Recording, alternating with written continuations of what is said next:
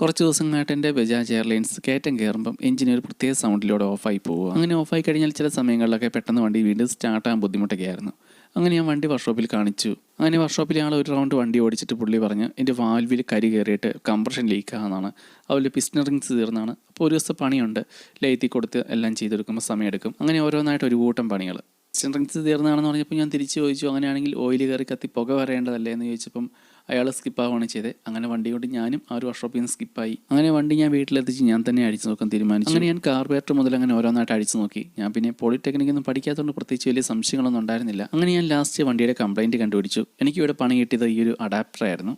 അതായത് spark പ്ലഗിലേക്ക് connect ചെയ്യുന്ന ഈ ഒരു അഡാപ്റ്റർ ഇതിൻ്റെ സൈഡ് പൊട്ടിയിരിക്കുമായിരുന്നു. സ്പാർക്ക് പ്ലഗ് മിക്കപ്പോഴും മാറാറുള്ളതാണ്, ഈ ഒരു അഡാപ്റ്റർ അങ്ങനെ മാറാറില്ലായിരുന്നു. ഈ ഒരു സാധനം പൊട്ടിയിരുന്ന അങ്ങനെ അറിഞ്ഞുമില്ല. ഈ ഒരു അഡാപ്റ്റർ പൊട്ടിയിരുന്നുകൊണ്ട് നമ്മൾ കയറ്റം കയറുന്ന സമയത്ത് കൂടുതൽ ആക്സിലേറ്റർ കൊടുക്കും. അപ്പോൾ അങ്ങനെ ആക്സിലേറ്റർ കൊടുക്കുന്ന സമയത്ത് ഈ ഒരു സൈഡിൽ സ്പാർക്ക് ലീക്കായി അങ്ങനെയായിരുന്നു വണ്ടി ഓഫായി പോകും. അതുപോലെ പവർ ഓർവിൻ്റെയൊക്കെ പ്രശ്നം ഉണ്ടായത്. ഈ ഒരു അഡാപ്റ്ററിൻ്റെ കംപ്ലയിൻറ്റ് തന്നെയാണെന്ന് ഉറപ്പിക്കാൻ വേണ്ടിയിട്ട് ഞാൻ വേറൊരു വണ്ടിയിൽ നിന്ന് പഴയ അഡാപ്റ്റർ എടുത്തിട്ട് തൽക്കാലത്തേക്ക് വണ്ടി ഓടിച്ച് നോക്കിയപ്പം ഒരു കുഴപ്പമില്ല. ഇത് പൊട്ടിയിരുന്നിട്ട് തന്നെയായിരുന്നു പ്രശ്നം എന്ന് ഞാൻ ഉറപ്പിച്ചു. അങ്ങനെ ഞാൻ പുതിയ 2 അഡാപ്റ്റർ വാങ്ങി.